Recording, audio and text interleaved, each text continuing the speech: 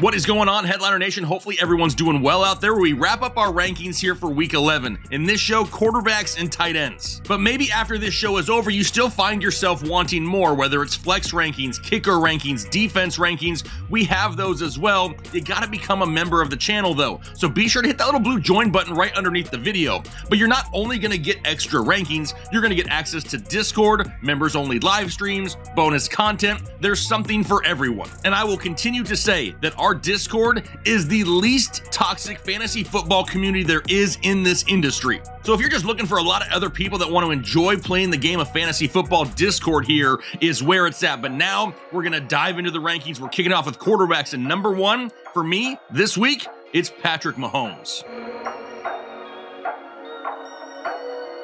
Now, obviously here in 2023, Mahomes hasn't hit the numbers that we've seen in years past, but coming off the bye week in a great matchup against a Philadelphia defense that is way easier to throw on than run on, I got Mahomes at number one in the Super Bowl rematch, but why not his opponent in that game at number two, Jalen Hurts. Now, we saw in that Super Bowl last year that Jalen Hurts had to use his legs to really help give Philadelphia a chance. Now, that is definitely something that I can see happening once again this week. That's why he's at number two. Number three, it's the rookie phenom, CJ Stroud. Not only has this guy been playing great, but he's got a great matchup going up against Arizona. What we really need here are healthy pass catching options. Nico Collins has made it back to practice, but now Noah Brown is missing practice. That's definitely something to pay attention to here heading into the weekend. If all those weapons are healthy, though, CJ Stroud's right here at number three. Number four, it's Dak Prescott, arguably the hottest fantasy quarterback right now. This overall passing game right now is just clicking in Dallas, and they're starting to use Brandon Cooks more and more. In a matchup going up against Carolina, I got Dak at four.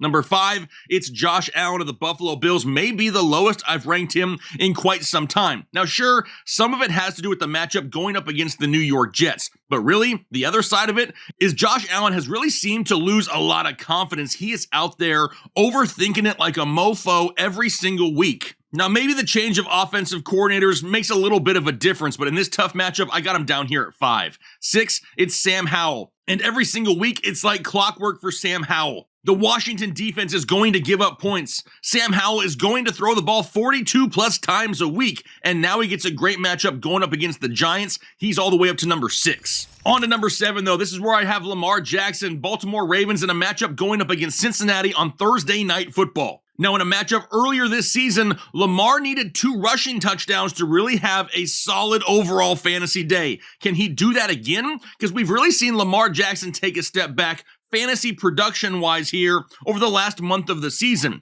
This team, this defense has been playing so good, he hasn't had to throw the ball very much. That could change against a Cincinnati offense that can put points up on the board now that Joe Burrow is healthy, so Lamar Jackson's at 7. Which will then take us down to number 8, and this is where I have Tua.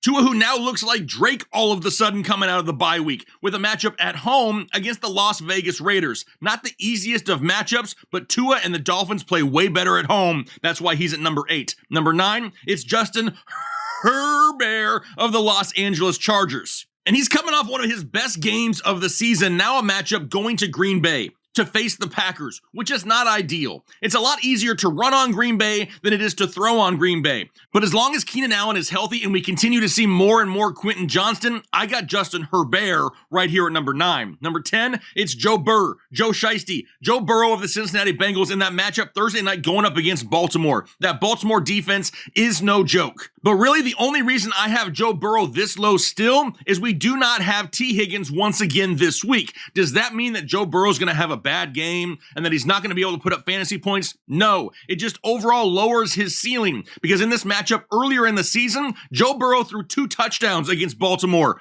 Both of them caught by T. Higgins. No T. Higgins this week. Like I said, just a little bit of a lower ceiling. Got him inside the top 10 at number 10, though. Number 11, this is where I have Jared Goff. Now, he's got a great matchup going up against Chicago, and they have a great run defense in Chicago. But Dan Campbell doesn't care about your run defense. He's going to run the rock on the ground. And when you have 2 guys like David Montgomery and Jahmyr Gibbs, I totally understand why he does it. Goff is still out there playing great football, though. The volume in the passing game is just a little bit lower. It drops the ceiling a little bit, but the floor is still super safe. Got him at 11. Number 12, it's Kyler Murray of the Arizona Cardinals. He's going to get his first road test of the season going to Houston, who's been playing great ball here as of late. But what I love to see from Kyler Murray in his first game back last week was his instinct to still tuck the ball and run. It's that rushing upside that we absolutely need from Kyler Murray because their pass-catching weapons as a whole aren't very good. I got him at number 12. 13, it's Brock Purdy of the San Francisco 49ers in a great matchup going up against Tampa Bay. Honestly, I kind of look at Brock Purdy and think he deserves to be in the top 12 as well this week. Can we do a 12A and a 12B, please? Because Brock Purdy with an overall healthy offense of Debo, Ayuk, Kittle, CMC, and a healthy offensive line, the dude usually puts up numbers, especially at home. He's at 13. 14, it's Justin Fields, the return of Justin Fields, and I would love to throw him up inside my top 12, but he's coming back from an injury, which involves his grip of the football. I would love to see him play for 1 week before I throw him back up inside my top 12. Which will then take us down to number 15. It's Astro Man or Astro Boy or whoever. It doesn't matter who it is. It's Josh Dobbs, and he continues to go out there and put up fantasy points. But you see this matchup up against Denver, and you're like, why isn't Dobbs higher? It's because Denver remembered how to play football here the last month of the season. This defense over the last month has really limited quarterbacks like Patrick Mahomes and Josh Allen. No disrespect to Josh Dobbs, but Denver isn't a pushover anymore, so I got Dobbs at 15. 16, it's Jordan Love. Nobody likes Jordan Love, and I really don't understand why. No, he's not ever going to be a top 5 fantasy quarterback for an entire season. But in matchups like this, going up against the Chargers, who allow some of the most points to opposing quarterbacks in the NFL, yeah, I still like Jordan Love as a mid QB2 here this week at number 16.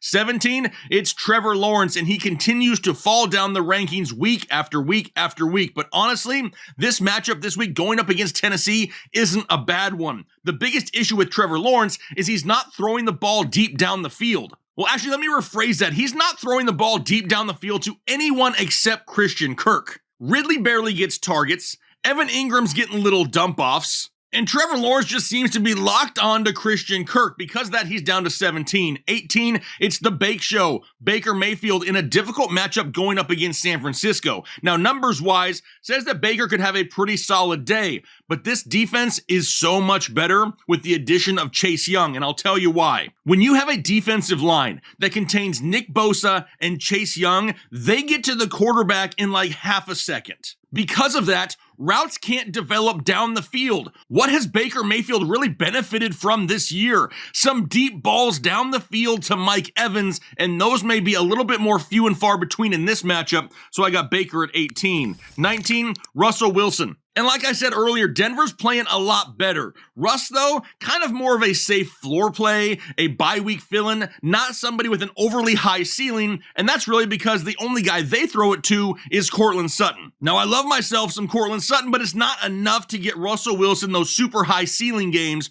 so I got him at 19. 20, it's Matthew Stafford. We all thought he was going to miss time, especially when they signed Carson Wentz, but this is a great matchup for them going up against Seattle. Really hoping he can stay healthy, but with the likes of Cooper Kupp and Puka Nacua, I got Matthew Stafford at number 20. 21, it's his opponent in that game, Geno Smith, and Geno's matchup against LA is way harder than Stafford's going up against Seattle. No one will forget earlier in the season when Aaron Donald was unblocked and Geno Smith said, "Oh my God." Now, obviously, Geno has plenty of weapons at his disposal, but in a matchup like this on the road, I'm a little bit worried I got him at 21. 22, it's Will Levis of the Tennessee Titans in a matchup going up against Jacksonville, a Jacksonville defense that was just mushroom stamped by the San Francisco 49ers in Week 10. Now, obviously, Will Levis doesn't have a whole lot of high-end options at his disposal in the passing game, so hoping for another big DeAndre Hopkins game, I got Levis at 22. 23, it's Aiden O'Connell, and this one has everything to do with the matchup. I expect Miami to come out and try to start fast. They're coming off the bye week. They need some second half momentum. They've been sputtering here a little bit over the last month of the season. Aiden O'Connell could be playing catch up, throwing the ball a lot, and that's why he's at 23. And then 24, it's Zach Wilson. He's honestly playing a lot better than a lot of people had expected. The problem is, a lot better for Zach Wilson isn't overly great from an NFL standpoint. Now he gets to travel on the road to Buffalo, a team who's been embarrassed over the last month of the season as well. But don't forget, Zach Wilson beat this Buffalo team back in week 1 after the Aaron Rodgers injury. Like I said, he's playing a little bit better, but the ceiling just isn't there. There's not enough scoring in this Jets offense, so Zach Wilson's sitting at 24. And that's going to wrap up the quarterback rankings, but I know a lot of you out there, you're looking for them tight ends, right? The football kind, so let's throw it over to Kyle for this week's tight end rankings. Yo, what is up, headliners? I need y'all to let me know something down in the comments below, because over the last couple of days in the comment section, I'm seeing a lot of people feeling confident about the tight end position, which is crazy because I don't know the last time that has happened. And not only do you feel confident in it, but there's a lot of you starting 2 tight ends right now, because a lot of you have picked up Trey McBride and you also had Andrews or Hockenson or Kelsey or Laporta or somebody else that you really trusted. So you're like, man, I can play 2 tight ends right now. When was the last time that we were able to do that? Well, if you find yourself in a good position this week, then maybe this portion of the video isn't really going to be one that you need a whole lot from. But if you're one of the people that have been struggling at tight end all season long, let me try to help you out. I've got my top 18 tight ends for you and a few guys that are just missing the top 18. But of course, at number 1 overall in a really good matchup will be Travis Kelce. At number 1, Travis Kelce in Philadelphia's secondary has given up some really big games through the air, and you know that Kansas City is going to throw it, and you know they're going to have to throw it, and you know the ball is going to be going to Travis Kelce. So even if Taylor Swift can't make it to this game, he should still see some of the highest upside he's had all season long. TJ Hockenson in number 2 going up against Denver. Denver's pass defense has gotten a whole lot better. I mean, let's just face it. The team that got shredded by Miami in the beginning of the season is not the same defense that we've seen against Patrick Mahomes and even Josh Allen over the last couple of weeks here. So going up against Josh Dobbs, it could lend to some problems for the Vikings, but TJ Hockenson will probably be the main target once again. And because of that, he's one of the safest tight ends that you can get your hands on. Cincinnati is currently allowing the 4th most receiving yards to the tight end position. And earlier in the week, I even had Mark Andrews locked in as one of my underdog pick'ems to play, taking the over on his receiving yards, because Cincinnati is allowing about 64 receiving yards to the tight end position per game. Another good game coming up for Mark Andrews in a Cincinnati matchup on Thursday Night Football that's probably going to have quite a bit of passing associated with it. Sam Laporta going up against Chicago. Now, Chicago does a pretty good job of stopping the run, but of course the defense still is not all that great, and you can toss it through the air. And Sam Laporta, even though he didn't have the upside that we would have liked in a really good matchup last week, he is getting a Chicago Bears defense that currently allows the 3rd most fantasy points to the tight end position. Dalton Kincaid, I'm expecting to make a pretty big impact for Buffalo this week. They have changed offensive coordinators, and it's going to be interesting to see where they go from here.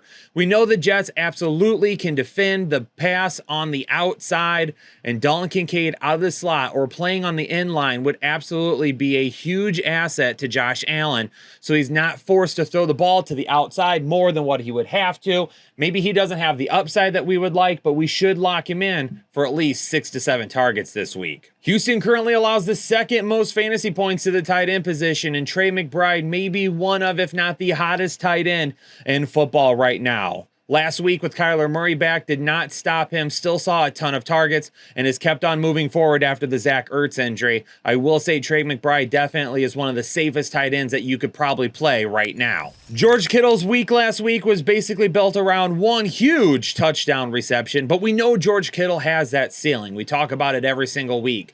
Even in some of the worst matchups, we say, you know what? Kittle might have a really low floor this week, but he's got one of the highest ceilings of any tight end, and he continues to show that. The floor, like I said, doesn't look great right now because you've got Debo, you've got Ayuk, you've got CMC. Kittle isn't number 1 in targets right now, but when they find him open, he's typically picking up some pretty big gains. Arizona might allow the 6th fewest fantasy points to the tight end position, but with as much as Houston throws the football and the fact that Dalton Schultz is getting tons of looks right now from CJ Stroud, he's got to be inside the top 10. Now, you could interchange Schultz and a couple of other guys, but I'm going to basically go off current usage right now for Dalton Schultz and say, yep, I'm going to take him over some of the other guys right now based on what he has shown shown over the last few weeks. Jake Ferguson at number 9 honestly could go as high as number 7 for me, but going up against Carolina, do we find ourselves in a situation where at the end of the game, Dallas pulls their starters once again? Carolina does a pretty good job of stopping the pass. Will that stop Dallas with how hot they are right now? That's remained to be seen. But Jake Ferguson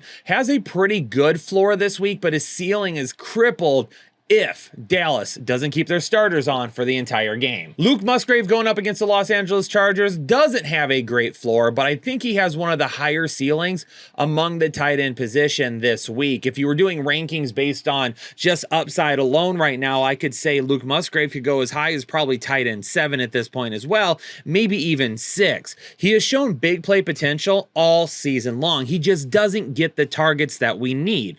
The Chargers, they allow a lot of receptions and yards to the tight end position. And even though Laporta didn't have a great week last week, some of that was because Brock Wright was the one who sneaked out for that big touchdown reception. If Luke Musgrave can get like 5 targets this week, he should absolutely hammer at least 60 receiving yards. Cole Kmet going up against Detroit, and I think Kmet is definitely going to be looked at quite a bit by Justin Fields. If we remember last season, and this is a different Detroit team than last season too, but last year Cole Kmet had 2 receiving touchdowns against Detroit when they played Chicago on the road. We're going to have to keep an eye on this matchup, especially as it comes to Justin Fields' health. He is playing this week. Will Detroit's pass rush get after him? Can he extend the plays? Will he run too much? And will Cole Kmet be touchdown dependent? A lot of questions that will be answered this week, but still he's got the upside of a top 12 tight end. Evan Ingram against Tennessee at number 12. Exactly the same thing that we say about him week in and week out. He hasn't been a tight end 1 in several weeks, but you can lock this guy in for a top 14 finish at the tight end position almost every week right now,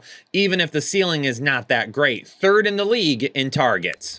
Logan Thomas is a clone of Evan Ingram. Decent amount of targets, not a whole lot of receiving yards, not a ton of upside, except Thomas has scored 3 touchdowns this year. Evan Ingram hasn't. So Logan Thomas might bring a little bit more upside than Evan Ingram, but I also think that Evan Ingram is a bigger focal point of the position in his offense than what Logan Thomas is. David Njoku, I was actually ready to go all the way up towards like tight end 10 with David Njoku, but we've got a rookie quarterback this week, which could help or hurt Njoku, and I really don't know which one as of yet. Definitely a decent matchup against Pittsburgh in terms of opportunity and throwing the ball. Are they going to go to David Njoku more often than not, get the ball out quick? You don't want TJ Watt in the backfield with your rookie quarterback the entire day. Get the ball out quickly to David Njoku, but it is the Browns, and I can't always trust that they're going to do the right thing. Tyler Conklin going up against Buffalo over the last couple of weeks has about 150 yards receiving, and he's got 13 targets. They're finally utilizing him in this offense, and we'll see if that continues this week. Buffalo getting after Zach Wilson a little bit while it's on the road. Definitely going to need to get the ball out quickly to Tyler Conklin and let him do a little work afterward. Michael Mayer at number 16 has absolutely no floor whatsoever. Literally, if you were to walk over the top of Michael Mayer, you would fall to the basement because there's no floor to stop you. That's how bad it is. Other than 1 touchdown last week and the 1 drive that he had all the targets on a couple of weeks ago, he hasn't done anything. But the Miami game, one in which Miami could go up early and often on Las Vegas, would present a good opportunity for him to find the end zone once again. Pat Freiermuth currently listed as questionable still right now. However, he is expected to play, which is really weird because nobody in the industry even has him ranked right now, let alone inside the top 18. But going up against Cleveland, it's going to be a tough matchup, but you don't think Kenny Pickett's going to be looking towards his dude? Pat Freiermuth last season and before his injury was getting looks, whether it be in the red zone or out in the open. Pat Freiermuth is one of the guys when it comes to Kenny Pickett and who he trusts. This week against Cleveland may not be the highest ceiling that you would want from the tight end position, but I'm going to trust the guy to at least finish here. And at number 18, I'm going to throw Jack Stoll in there for Philadelphia. Right now, it does feel like he is going to be the starter for Philadelphia on Monday Night Football. Now, that could change with no Dallas Goedert and then bringing a couple of other guys in. But you know, against Kansas City, especially on the road, you're going to have to throw the football a little bit. I'm anticipating a lot of A.J. Brown, a lot of Devontae Smith. But don't be surprised if they try to take away the deep pass from Philadelphia if Jack Stoll doesn't see a few targets underneath underneath. All right, now a few guys just on the outside looking in. Irv Smith Jr. with no T. Higgins does have some touchdown upside once again, but just keep in mind, last week he scored a touchdown on the first drive and then wasn't looked at again until the last drive. Let's talk about Gerald Everett and Donald Parham together. Now, as of right now, both of them are listed as questionable. Everett, however, has not practiced yet this week, and right now not looking good for him to play on Sunday. A lot of things could change between now and then. If there's no Gerald Everett, then Donald Parham is a guy basically like Irv Smith Jr. If you're looking for touchdown upside, you can target him, but it's just not going to bring a whole lot of floor with it. Daniel Bellinger, I feel like, could be a great resource with how this New York Giants offense looks right now, and I really hope